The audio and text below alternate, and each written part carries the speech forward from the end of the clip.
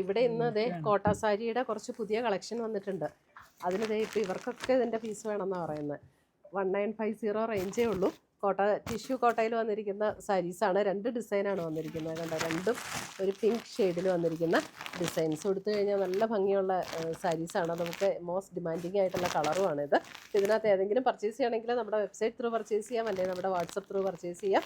രണ്ടിൻ്റെ ലിങ്ക് വീഡിയോയുടെ താഴെ കൊടുത്തിട്ടുണ്ടാകും. നല്ല ബ്യൂട്ടിഫുൾ കളക്ഷൻസ് ആണ് കേട്ടോ.